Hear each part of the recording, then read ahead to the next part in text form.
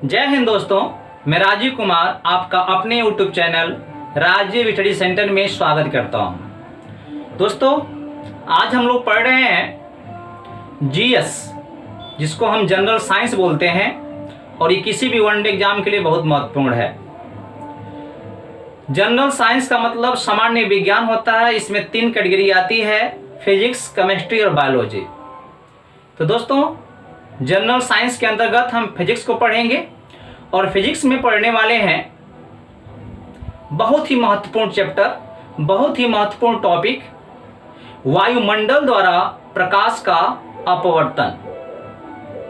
हाँ दोस्तों, आपने सही सुना, वायुमंडल द्वारा प्रकाश का अपवर्तन। दोस्तों, हमारे इर्द गिर्द, हमारे वातावरण में घटनाएं दिखाई देती हैं जो वायुमंडल से प्रकाश के अपवर्तन पर आधारित होती हैं। जैसे में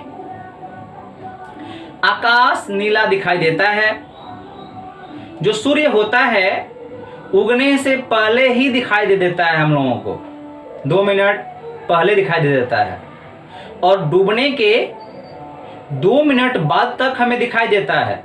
ये सुनकर आपको आश्चर्य होगा, लेकिन हम देखेंगे इसको।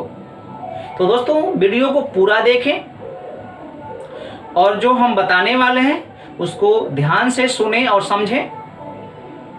ये नॉलेज के लिए भी बेहतर है और एग्जाम के लिए भी बेहतर है दोस्तों, ठीक है। अगर नए व्यूअर हैं तो सब्सक्राइब जरूर कर लें मेरे चैनल को। पसंद आता है वीडियो तो लाइक कर दें, ठीक है दोस्तों में शेयर भी करें। तो आइए हम देखते हैं दोस्तों, जीएस जनरल साइंस सामान्य विज्ञान, इसमें हम पढ़ने वाले हैं भौतिक, और भौतिक में पढ़ने वाले हैं प्रकाश का अपवर्तन, ठीक है। इसको हमने पढ़ चुका है, पिछले वीडियो में इसको हम लोग पढ़ चुके हैं। अगर आप पहली बार हैं दोस्तों तो आप प्लेलिस्ट में जाकर के भौतिक विज्ञान जीएस के अंतर्गत आप पिछले वीडियो को देख लें, क्योंकि मैं एक क्रम से चैप्टर वाइज एनसीईआरटी को कवर कर रहा हूं और देखते आ रहे हैं। वहां प्रकाश का अपवर्तन पढ़ चुके हैं और प्रकाश के अपवर्तन में वायुमंडलीय अपवर्तन पढ़ने वाले हैं दोस्तों।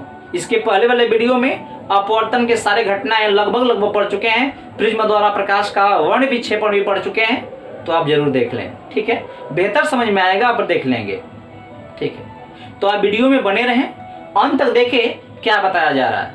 बहुत रोचक घटनाएं होती हैं हमारे वायुमंडल में, हमारे इर्द गिर्द, समझेंगे कैसे होती है। और दोस्तों, प्रश्न में भी कैसे आते हैं ये देखेंगे कि प्रश्न कैसे आता है। चलिए, तो दोस्तों, तारों का टिमटिमाना। आप देखे होंगे रात के समय आप आकाश में देखते हैं तो तारे टिमटिम होते हैं, मतलब टिमटिमाते हैं। टिमटिमाना मतलब समझ रहे हैं आप, कभी अधिक लाइट कभी कम लाइट, ऐसे करके टिमटिमाते रहते हैं नजर के सामने, ठीक है।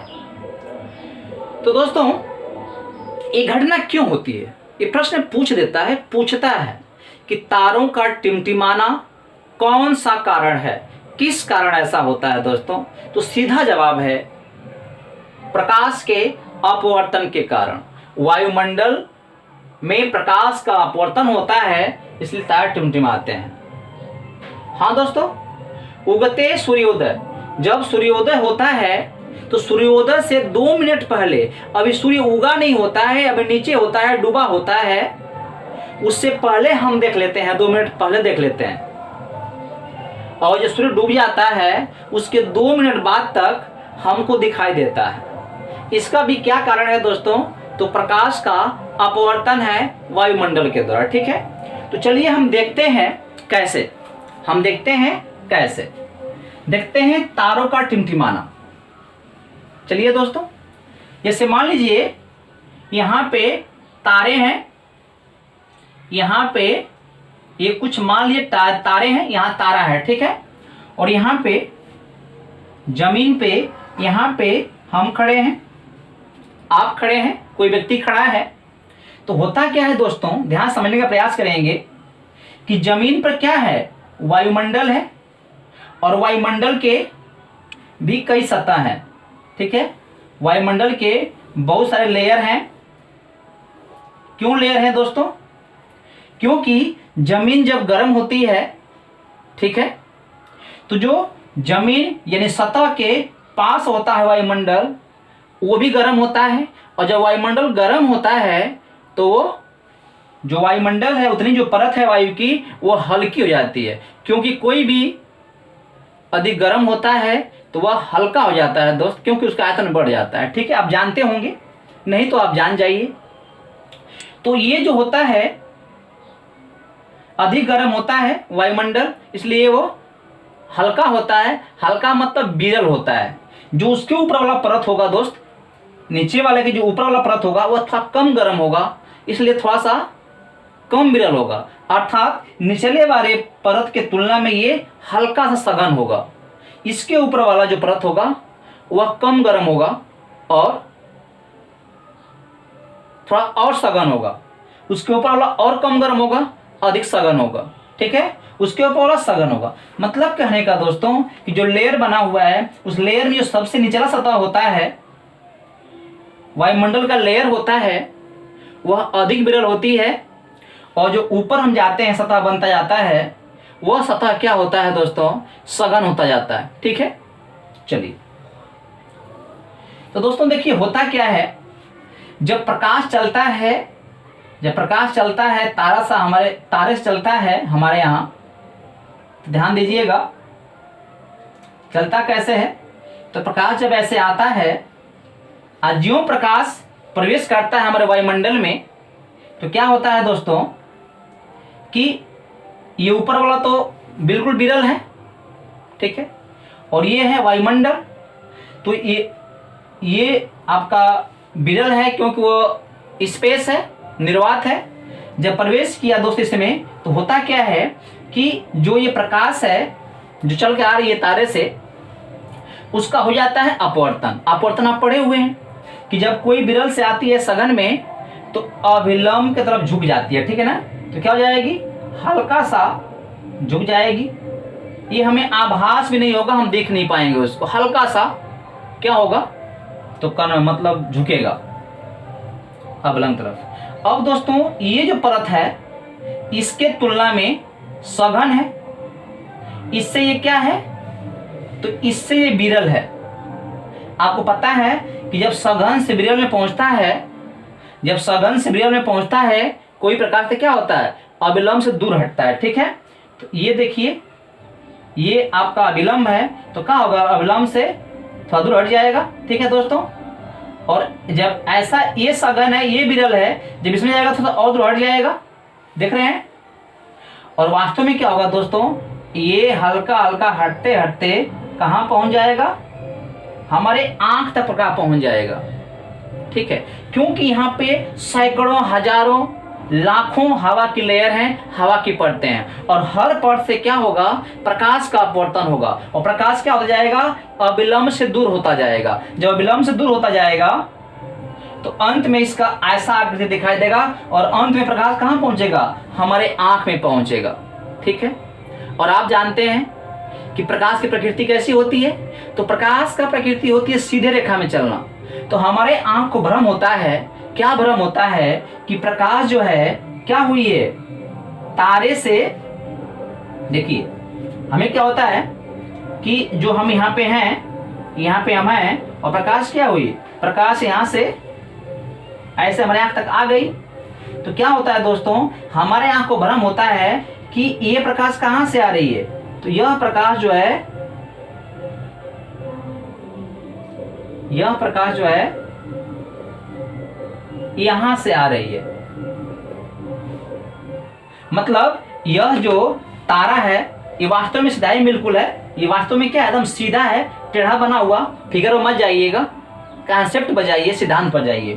तो हमारे आंख को भ्रम होता है कि प्रकाश कहाँ से आ रही है, प्रकाश यहाँ से आंख में एंट्री की, हमारी आंख तक पहुंची, हमारे तक पहुंची।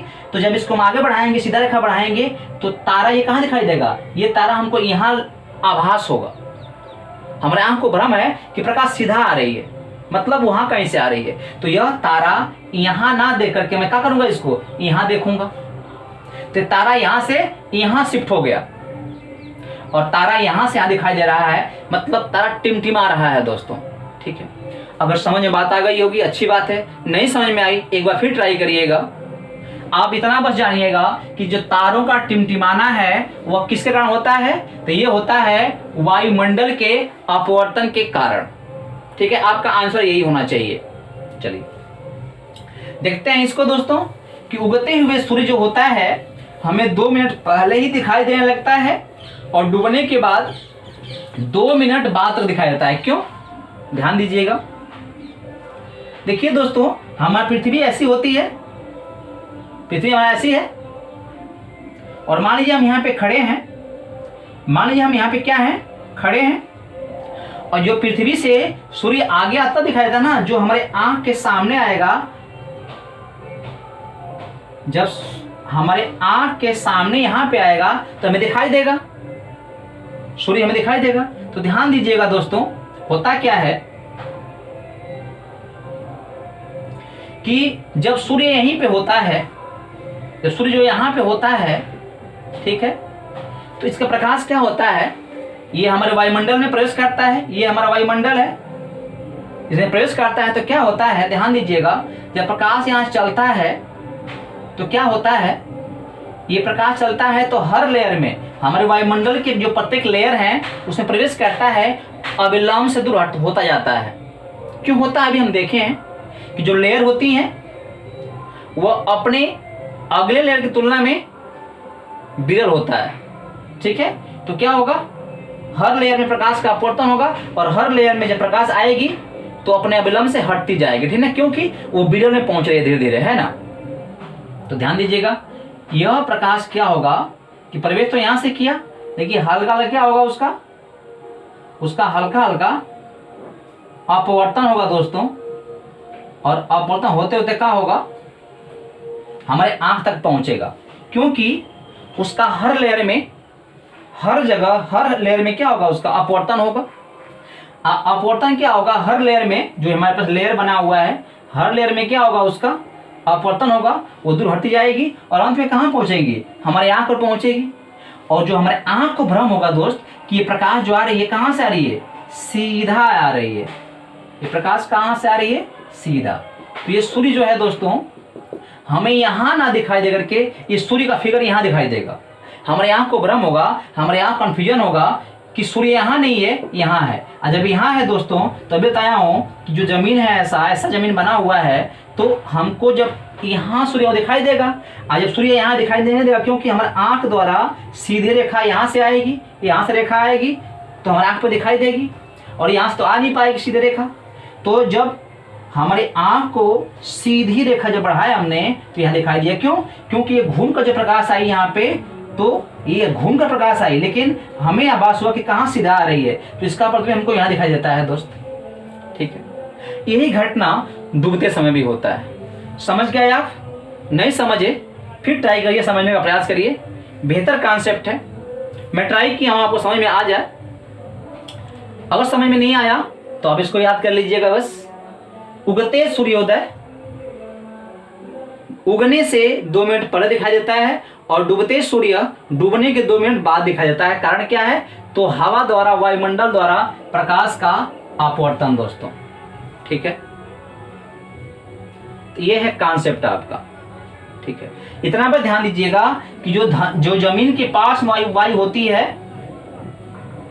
लेयरों में उसको बांट सकते हैं, ऐसे लेयर करोड़ों लाखों हो सकते हैं, और हर लेयर क्या नीचे वाला होता है वो विरल होता है, और ये लेयर क्या सघन होती है, ये इसके तुलना में विरल है और ये इसके तुलना में विरल है। मतलब जैसे हम ऊपर जाएंगे वैसे क्या होगी, सघन होती जाएगी वायुमंडल की लेयर है, नीचे जाएंगे तो विरल होती जाएगी। क्यों, क्योंकि जो जितने पास जमीन की रहेगी उतना ही हिट रहेगी और उतना ही क्या रहेगी, वो हल्की हो जाएगी, मतलब विरल हो जाएगी। ठीक है, ये बात ध्यान दीजिएगा। चलिए हम आगे देखते हैं फिर घटना। दोस्तों आज हम वीडियो को यहीं समाप्त करते हैं। अगले वीडियो में पढ़ने वाले हैं वायुमंडल द्वारा प्रकाश का अपवर्तन ही। दोस्तों ये पार्ट 1 था, हम पार्ट 2 पढ़ेंगे वहां पे, और वहां देखेंगे कि प्रकाश का प्रकीर्णन भी वायुमंडलीय अपवर्तन के कारण होता है। ठीक है, तो वहां देखेंगे कि प्रकीर्णन घटनाएं कैसी हैं, उससे कौन घटनाएं होती हैं। नीला आकाश दिखाई देता है, उसका कारण क्या है। गहरा समुद्र दिखाई देता है नीला, कारण क्या है दोस्त, चलिए इसको हम देखेंगे। उगते हुए सूर्य और डूबते हुए सूर्य हमें लाल दिखा देते हैं, कारण क्या है, ये सब देखेंगे, विधिवत देखेंगे, एग्जाम्पल के साथ देखेंगे दोस्तों।